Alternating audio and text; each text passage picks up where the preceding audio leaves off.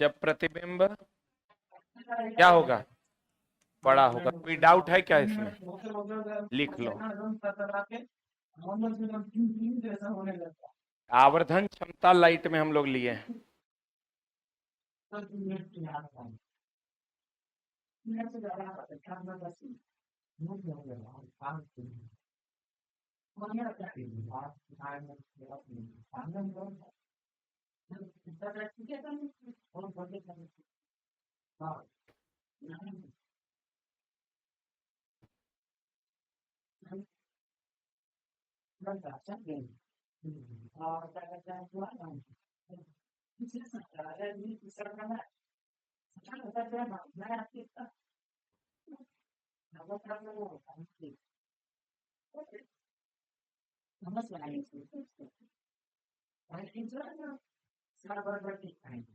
लिख लिए?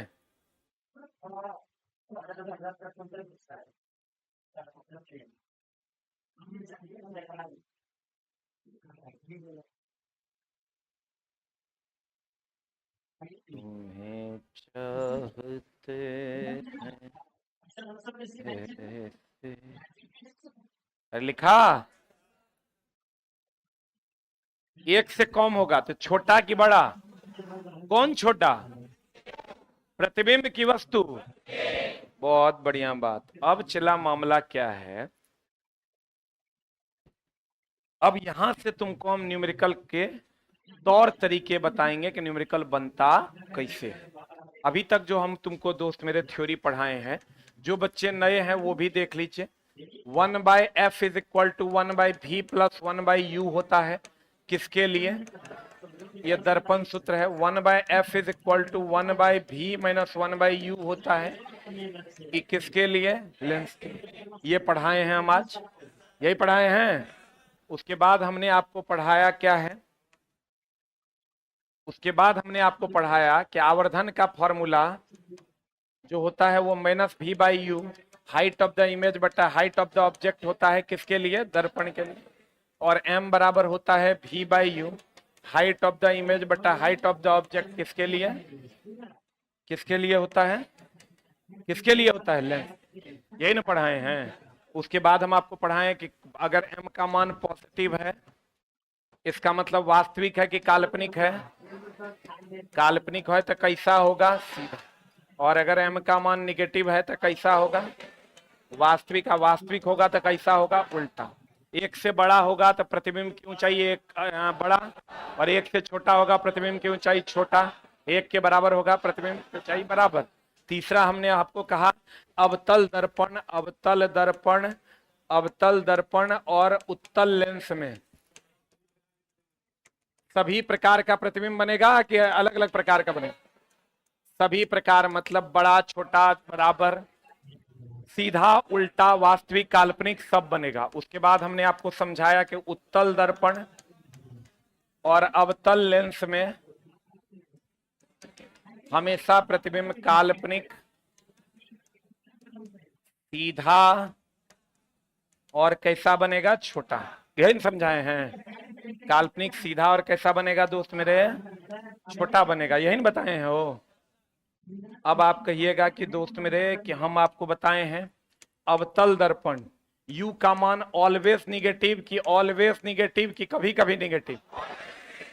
और अवतल दर्पण, अवतल दर्पण, अवतल दर्पण और अवतल लेंस में, अवतल दर्पण और अवतल लेंस में फोकस का मान क्या होगा?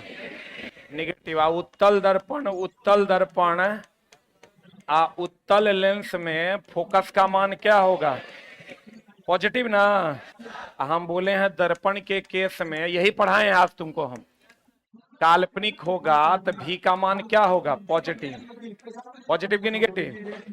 वास्तविक होगा तो भी का मान क्या होगा? निगेटिव।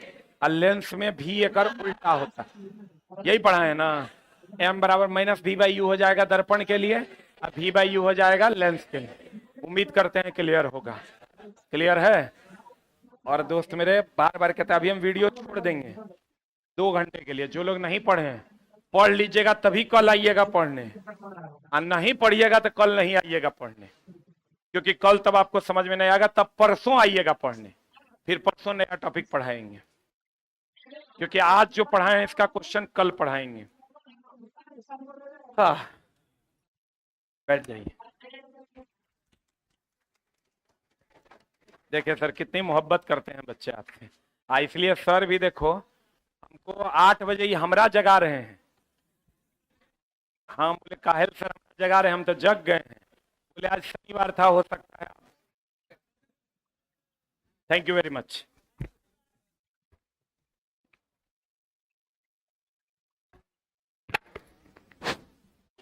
करे शुरू। चलिए, हाइट एंड डिस्टेंस कल हो गया था कंप्लीट। उम्मीद करते हैं आप लोग इसको कवर कर लिए होंगे। कर लिए थे? चलिए क्षेत्रमिति देखते हैं हम लोग। इसमें कुछ क्वेश्चंस है और कुछ हम एक्स्ट्रा भी इसमें बताएंगे, ध्यान से देखना है। सबसे पहला जो क्वेश्चन है, कह रहा छायांकित क्षेत्र का क्षेत्रफल निकालिए। ये हमारे पास जो है छायांकित क्षेत्र है।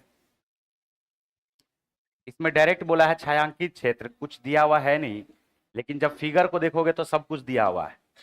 ये एक आयत है, कितना सेंटीमीटर का है? 15 सेंटीमीटर का। और इसका चौड़ाई कितना सेंटीमीटर है? 8 सेंटीमीटर। चारों कोनों से 3-3 सेंटीमीटर त्रिज्या का एक क्वार्टर वृत्त निकाल रहा है। तो एक क्वार्टर वृत्त, अगर 4 क्वार्टर वृत्त बनेगा तो ये बताओ 4 क्वार्टर सर्किल, क्या एक सर्किल बन जाएगा क्या? अगर एक सर्किल बन गया तो यहां पर देख लो, सिर्फ और सिर्फ हमें त्रिज्या देखना है, सिर्फ और सिर्फ त्रिज्या देखना है। और एक सर्किल का अगर हम लोग क्षेत्रफल निकाल लिए तो इसका मतलब है कि इस चारों सर्किल का क्षेत्रफल यहां से निकल जाएगा, चारों क्वार्टर सर्किल का। तो ये बताओ कि अगर छायांकित भाग का क्षेत्रफल है तो सिर्फ हमें ये पता करना है, तो टोटल के क्षेत्रफल में से अगर हम इस सर्किल के क्षेत्रफल को माइनस कर दें तो छायांकित भाग का क्षेत्रफल निकलेगा क्या? देखो यहां तो टोटल